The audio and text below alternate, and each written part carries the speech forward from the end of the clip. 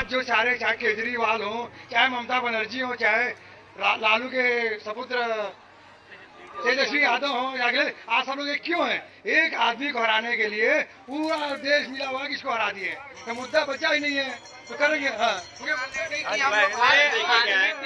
इन लोगों ने क्या किया, 70 सालों में कांग्रेस ने देश को खोखला बनाया, तो उसको मेकअप करने में टाइम तो लगेगा। विकास करने में जो इन्होंने खोखला किया था उसको विकास करने में टाइम लग रहा है। अभी बनारस को रोपवे मिल गया, जो बिजली नहीं मिलती थी 12-13 घंटा मिलते थे, आज 24 घंटे लाइट मिल रही है। गंजारी में स्टेडियम का भी शिलान्यास हो गया, वो भी हो गया है। सर, आप कुछ गुनगुनाने की बात कर रहे थे, क्या कहेंगे जब मोदी नामांकन दाखिल करने जा रहे हैं?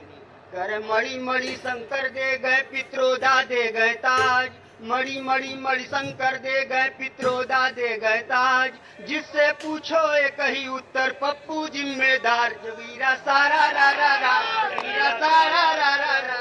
तो ये तंज की भाषा है जिसमें मणिशंकर अय्यर और सैम पित्रोदा तक का जिक्र है। कहा जाता है कि इस तरह के बयानों से क्या फर्क पड़ता है, तो आप समझ लीजिए जनता नेताओं के गैर जिम्मेदाराना बयान से किस तरह से उसके नेता की छवि गढ़ती है। ये दो लाइनें उसकी परिचायक है।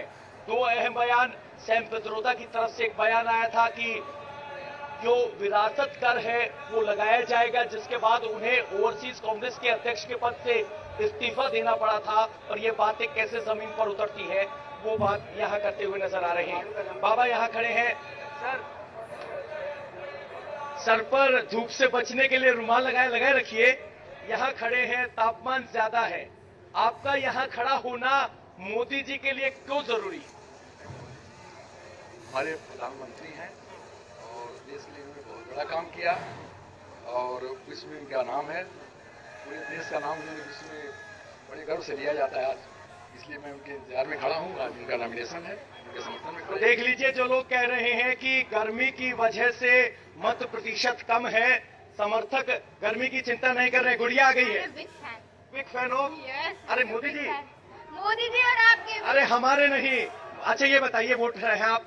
अरे एकदम मोदी जी को ही वोट जाएगा, और हमारे लिए तो बहुत प्राउड की बात है कि हमारे सांसद ही प्रधानमंत्री है इंडिया के। अच्छा, हाँ। और मोदी जी का महिलाओं को मोदी जी पे भरोसा क्यों है? एक महिला होने के नाते आप मोदी जी में क्या देखते हैं?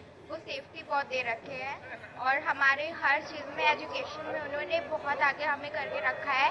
और फाइनली मैं भी मास कम्युनिकेशन करने जा रही हूँ, इसी वजह से आई एम बिगेस्ट फैन। सुरक्षित माहौल दिया, और सुरक्षित माहौल दिया है, ये स्थिति बता रहे हैं। ये ग्राउंड पर स्थिति है और लोग यहाँ अभी भी नरेंद्र मोदी का इंतजार कर रहे हैं। सबको पता है कि नरेंद्र मोदी नामांकन दाखिल करके जब वापस आएंगे तो लगभग आधे से पौने घंटे का वक्त लगेगा। अब सारी महिलाएं यहाँ कतार में खड़ी हैं। अम्मा कहाँ से आए हैं? बनारस के हैं, लहसारा के हैं। लहसारा से यहाँ आए हैं, तो यहाँ आना क्यों जरूरी समझा आपने? हमने जो दर्शन करने के लिए आए हैं मोदी जी को, उनसे कहना था कि बस बहुत कुछ कर दिए, बस थोड़ी सी कृपा कर दे कि नौकरी दिला। अच्छा, नौकरी का जरूरत है। तो ये देखिए, कह रहे हैं कि मोदी जी से कहने आए कि नौकरी भी दिला दे, रोजगार की बात है उसका जिक्र कर रहे हैं। हाथ जोड़ के निवेदन है। ये भी देखिए, रोजगार की कमी रह गई ना? हाँ जी। नाराज हैं? हाँ जी सर। तो नाराजगी कैसे दिखाएंगे? नाराज नहीं है उनसे, बहुत काम किए हैं वो यहाँ पे बना। तो देखिए, अब नेता की परेशानी कैसे कम हो जाती है। वो नाराज हैं, कह रही रोजगार नहीं मिला, लेकिन अपनी बात कहने के लिए नरेंद्र मोदी को देखने के लिए यहाँ आई है। अब जो आपको रोजगार की बात करते हुए दिखे तो ये अंदाजा उसकी बात देखकर आप लगाएं कि वो वोट कहाँ देगा।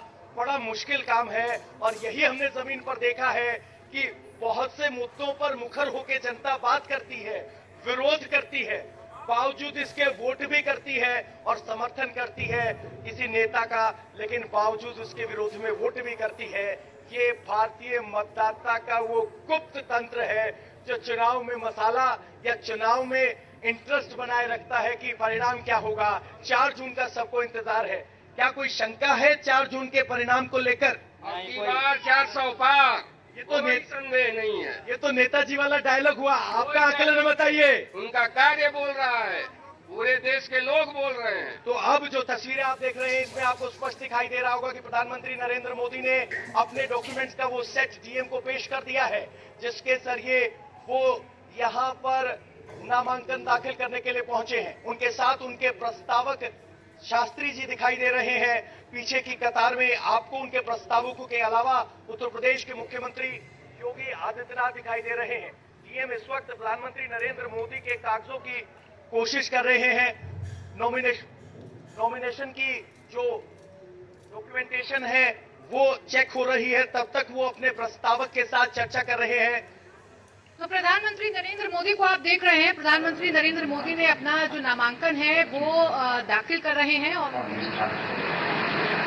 मैं भारत की प्रभुता और अखंडता अक्षुण्ण रखूंगा। जीत की हैट्रिक यहां से प्रधानमंत्री नरेंद्र मोदी लगाएंगे। और देखिए जो प्रस्तावक हैं वो भी खास तौर पर प्रधानमंत्री नरेंद्र मोदी की तरफ से चुने जाते हैं और उनमें भी खास ख्याल रखा जाता है कि जो आम लोगों के साथ पीएम का कनेक्ट है वो बना रहे। इस बार 4 प्रस्तावकों के नाम फाइनल हुए। इसमें राम मंदिर में प्राण प्रतिष्ठा का मुहूर्त निकालने वाले गणेश्वर शास्त्री भी हैं।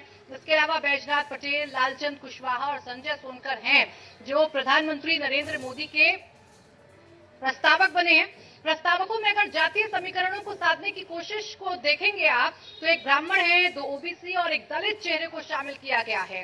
और देखिए जानकारी तो ये है कि ये जो नाम है वो प्रधानमंत्री नरेंद्र मोदी की तरफ से फाइनल किए गए हैं, क्योंकि पीएम काशी से विशेष लगाव पीएम का है। और आज प्रधानमंत्री नरेंद्र मोदी ने कई बार इस बात को बताया है।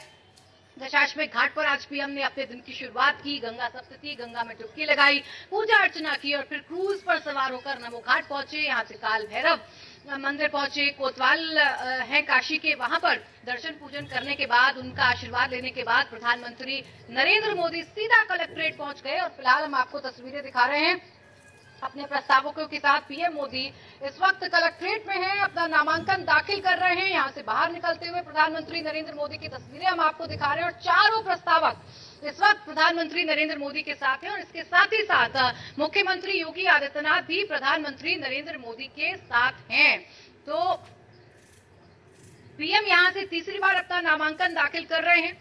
काशी से एक झांकी प्रस्तुत करने की कोशिश की गई है, यानी बनारस को एक पावर सेंटर बनाने की कोशिश भारतीय जनता पार्टी की तरफ से की गई है, ताकि जो आने वाले चरण हैं, क्योंकि अब जब आखिरी चरणों की तरफ चुनाव बढ़ेगा तो जो प्रचार प्रसार है या फिर जो सीटें हैं वो पूर्वांचल की सीटें रहेंगी। और पूर्वांचल की सीटों का अगर हब कोई है, कोई सेंटर अगर कोई है तो वो है काशी। और काशी से जो संदेश जाता है उससे माना जाता है कि पूर्वांचल को साधा जाता है। ऐसे में पीएम का ये गढ़, पीएम 2 बार से यहाँ चुनाव जीत रहे हैं, उनके रोड शो को भव्य बनाया जा रहा है।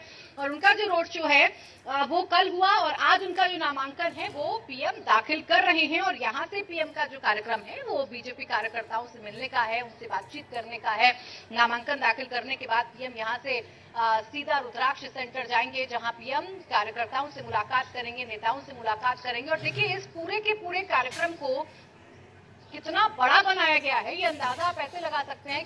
12 राज्यों के, यानी कि जो एनडीए शासित राज्य हैं, 12 राज्यों के मुख्यमंत्री यहाँ पर आए हैं। बीजेपी के तमाम बड़े नेता यहाँ पर मौजूद हैं। यूपी कैबिनेट के कई जो मंत्री हैं वो यहाँ पर मौजूद हैं। एनडीए के जो अलायंस पार्टनर हैं, जो बड़े बड़े नेता हैं, चाहे आप बात कर लीजिए जयंत चौधरी की, ओपी राजभर की, ये सभी यहाँ पर मौजूद हैं। और प्रधानमंत्री नरेंद्र मोदी के नामांकन को बड़ा बनाया जा रहा है।